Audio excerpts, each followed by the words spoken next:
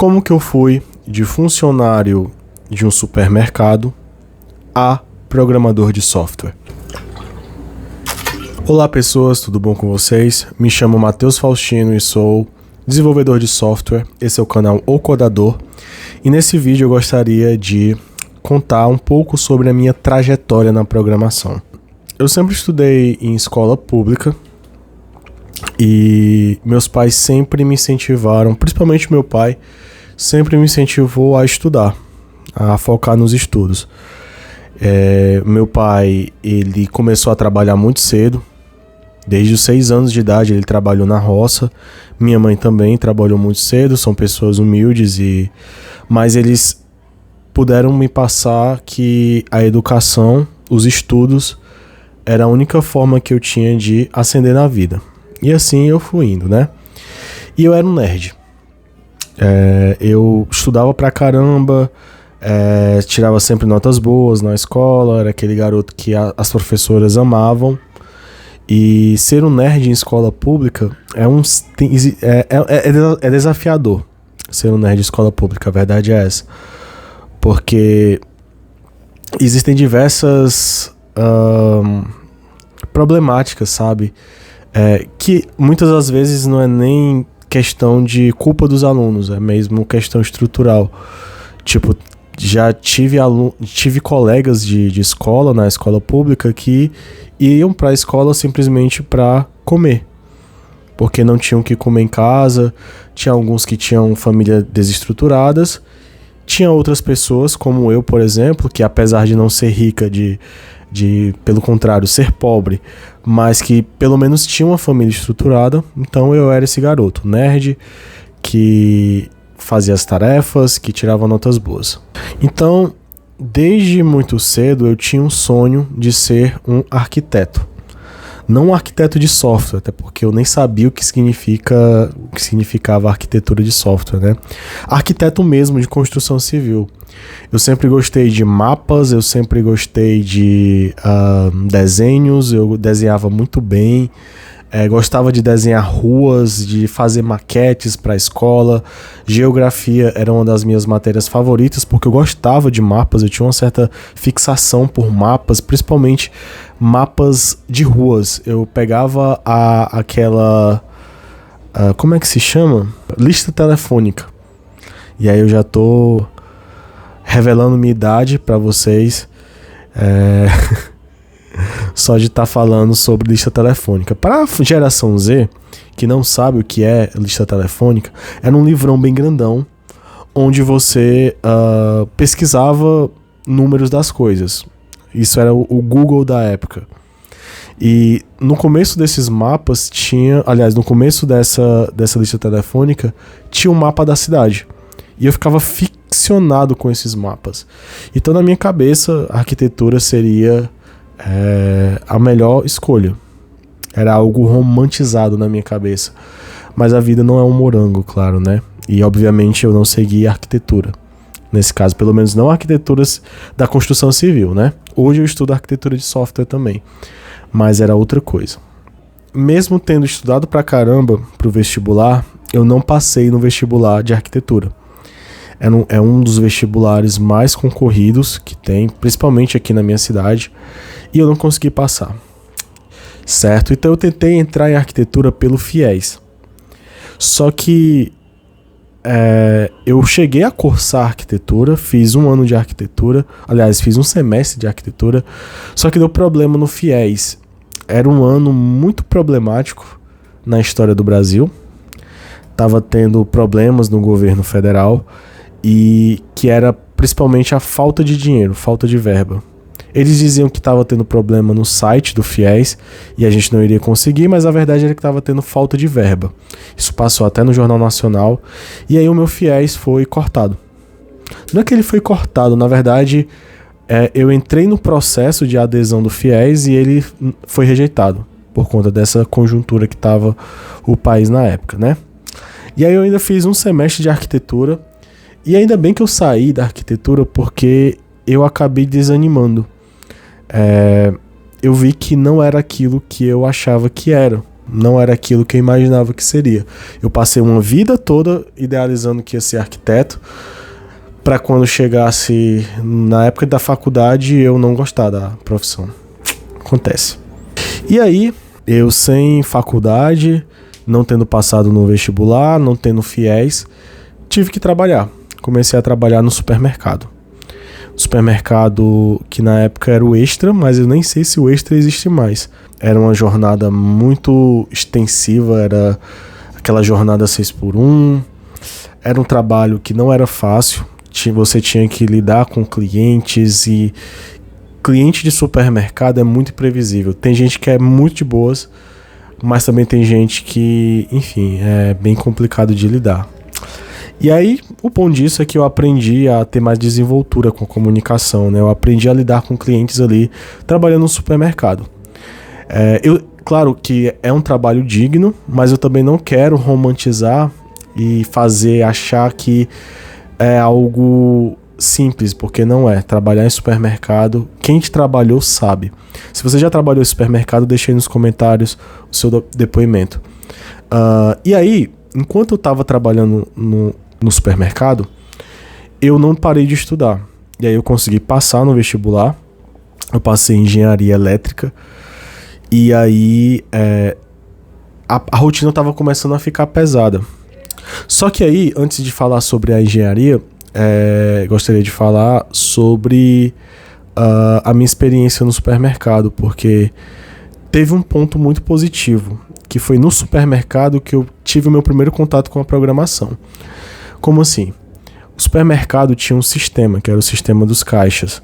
De vez em quando esse sistema dava problema e tal, e tinha um cara da TI. E aí eu comecei a fazer amizade com esse cara da TI, né? Perguntei o que é que ele fazia de faculdade, ele dizia que fazia ciências da computação, e aí ele falava que tinha uma linguagem de programação e tal, que ele programava nessa linguagem e tudo mais. E eu comecei a achar interessante aquilo, e aquilo foi ficando na minha cabeça, né? Aí quando eu entrei na engenharia, eu tive a minha primeira matéria de programação, que era Introdução à Programação com C, com a linguagem C. E para quem conhece a linguagem C, sabe que ela é bem complicadinha, né? Principalmente para quem é iniciante. Iniciar programação com linguagem C é um negócio um tanto traumatizante, e foi o que aconteceu comigo. Eu reprovei a minha primeira cadeira de programação. Na verdade, a primeira cadeira que eu reprovei na faculdade foi a cadeira de programação. Eu passei em física, eu passei em cálculo, mas eu reprovei em programação.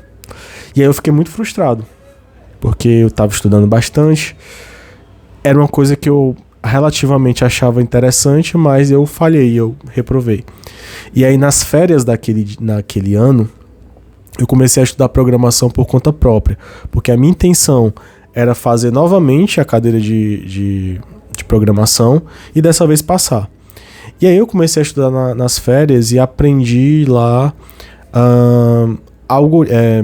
lógica de programação. Tem um curso do cara chamado Gustavo Guanabara, vocês devem conhecer, que tem aqui no YouTube, que é um curso muito bom, inclusive eu indico para quem está começando, que é lógica de programação.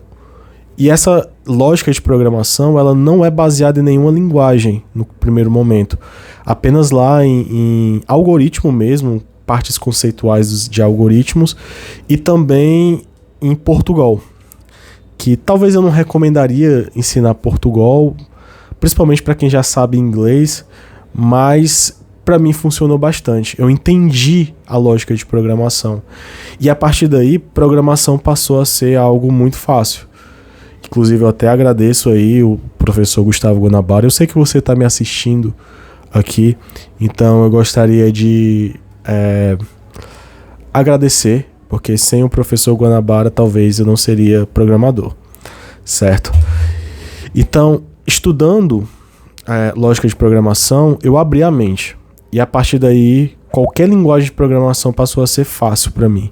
Eu fiz a cadeira de programação, eu passei muito bem, e a partir daí todas as cadeiras de programação da faculdade passaram a ser as minhas cadeiras favoritas, e eu era muito bom naquilo. Eu não sei se eu gostava porque eu sabia muito, ou se eu sabia muito porque eu gostava. Eu acho que era um loop aí um loop positivo, né? Uma bola de neve aí positiva. E aí, como era faculdade de engenharia elétrica, eu aprendia muito programação relacionada a circuitos elétricos. E aí foi nesse momento que eu tive contato com a robótica. Existe uma plaquinha, uma plataforma de desenvolvimento chamada Arduino, que ela serve para automatizar coisas.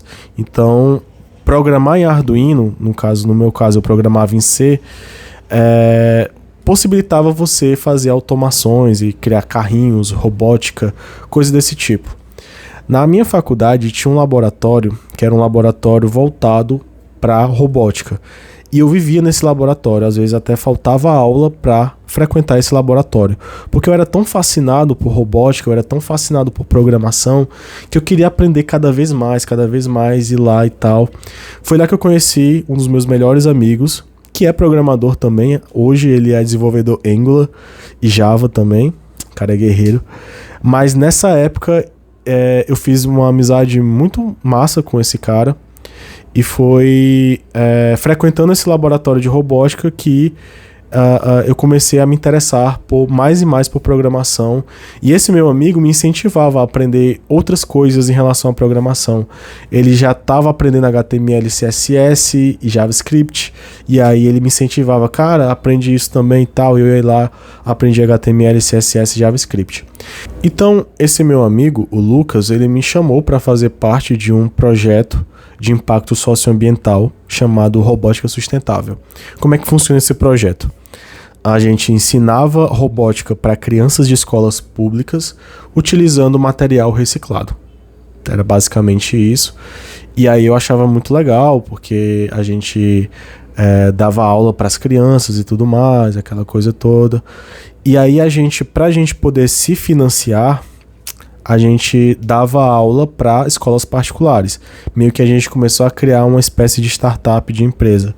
E a gente batia na porta das escolas particulares para oferecer os nossos serviços de ensino de robótica e apresentava as aulas de graça para as crianças de escolas públicas. Foi uma fase bem interessante da minha vida, porque eu viajava, por exemplo, eu já viajei para outras cidades para dar aula para professores da rede pública daquela cidade. Então foi uma experiência bem bacana, tanto pela questão da robótica, né, como também pela questão do empreendedorismo. Nessa época eu aprendi bastante sobre empreendedorismo. E aí veio a pandemia. E a pandemia, ela mexeu muito com as nossas cabeças, se é que vocês me entendem, certo? Quem já viveu a pandemia sabe do que eu tô falando, né? Aquele medo, aquela tensão, misturado com muitas outras questões que estavam acontecendo na época. E foi um momento que eu parei para refletir sobre minha própria vida. Eu fazia faculdade de engenharia, mas eu não me via como engenheiro. Eu não queria exercer a profissão de engenharia elétrica. Eu gostava de programação, a verdade era essa. Eu gostava de robótica, talvez a parte da engenharia elétrica que eu gostava era robótica, mas a minha faculdade não focava em robótica, ela focava em eletrônica de potência, eu não queria fazer isso, certo? Mas ao mesmo tempo tinha pressão, na época eu namorava, era um namoro bem daqueles consistentes, namoro de igreja mesmo, que você pensava, tipo, fazia planos para casamento e tudo mais. O nosso plano na época era terminar a faculdade, noivar e casar, certo? Para algumas pessoas isso é algo muito normal, mas, sei lá, nos dias de hoje isso não é algo tão comum assim. Então eu tinha essa pressão de terminar a faculdade por causa do namoro, por causa da pressão dos pais, aquela coisa toda. Antes disso, eu tenho que voltar um pouco no tempo, ainda durante a pandemia, né? Eu comecei a participar de um estágio, que na verdade era um programa chamado Programa Edu, que era Empreendedor Digital Universitário. Era um programa que você recebia uma bolsa de estudos para aprender sobre empreendedorismo e colocar o seu projeto em prática, né? No meu caso, a robótica sustentável, junto com os outros integrantes e tal. E então eu estagiava nisso, eu achava muito legal, aprendi muito sobre marketing, sobre gerenciamento, sobre vendas, Lean Startup, aprendi muito sobre MVP, essas coisas todas de empreendedorismo e tal. Só que aí, no meio da pandemia, essas coisas passaram a ser online. E eu ficava o tempo todo em reuniões, conversando, fazendo brainstorming e tal. E nessa época as escolas fecharam. Então os nossos clientes não podiam mais nos pagar. E aí foi um momento assim de crise, né? E aí eu passava o tempo todo passava o dia na frente do computador, porque tanto eu estava programando como eu estava fazendo reunião.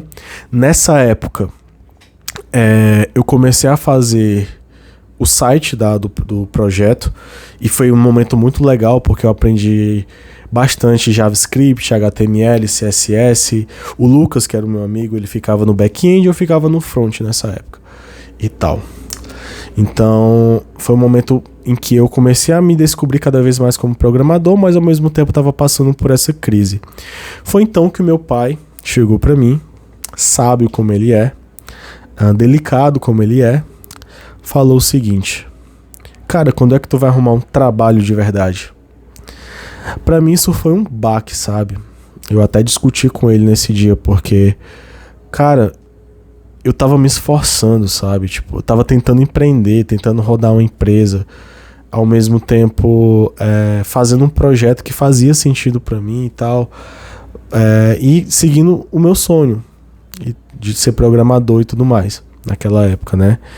E não ter o apoio do meu pai foi um baque pra mim. Mas, ao mesmo tempo, serviu pra eu acordar pra vida. Como assim acordar pra vida? Eu amo meu pai, sabe? Tipo, eu não tenho nenhum problema com meu pai hoje em dia, mas na época aquela discussão serviu pra eu ver que sou eu por eu mesmo, sabe?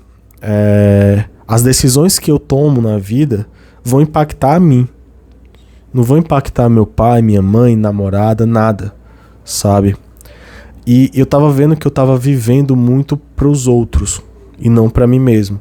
Eu tava fazendo a faculdade pra agradar os outros. E aí eu meio que chutei o balde, terminei o relacionamento. Foi difícil, porque era um relacionamento bem sólido, mas ao mesmo tempo eu não tava feliz naquele momento. E ao terminar o relacionamento, eu não tinha mais aquela obrigação de terminar a faculdade. E aí eu saí da faculdade. Eu diria que nesse momento eu queimei os barcos.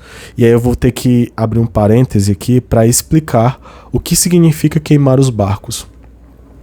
Reza a lenda que havia lá um império. Alguns dizem que é o Império Viking, outros dizem que é o Império Espanhol, outros dizem que é o Império Português. Essa história tem várias variações, mas vamos colocar aqui como se fosse um povo que estava querendo conquistar outro povo. Então, o que eles faziam? Eles entravam nos barcos e chegavam naquele território do povo que eles queriam conquistar e levavam a surra deles, voltavam para o barco e voltavam para sua terra natal. E isso acontecia o tempo todo.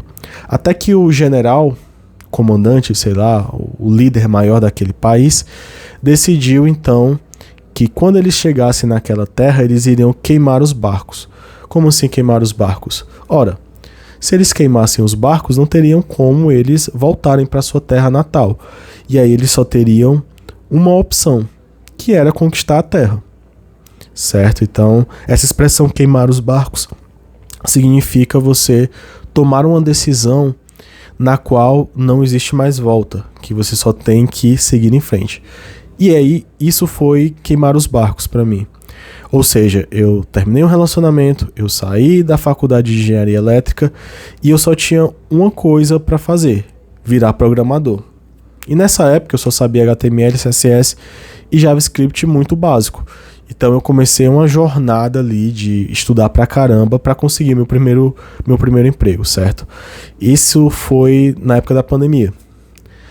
E na verdade eu já vinha estudando programação antes da pandemia, e quando chegou a pandemia eu intensifiquei esses estudos. Então eu basicamente não descansava. Eu só parava pra dormir quando eu realmente ficava exausto. Porque eu não tinha outra escolha. E foi um período até um pouco depressivo para mim. Era como se eu não desse certo na programação, eu ficaria depressivo. Na verdade, eu estava depressivo na época e eu não tinha nada a perder. Então, ficar horas e horas estudando para mim não era algo penoso. Era simplesmente a única alternativa que eu tinha. Pelo menos era isso que estava na minha cabeça, né? Então eu estudei, aprendi React, aprendi outras linguagens de programação, JavaScript, HTML, CSS e tal, até que eu consegui um estágio. E aí, quando eu tive esse estágio, foi que eu realmente vi ali que eu consegui virar programador.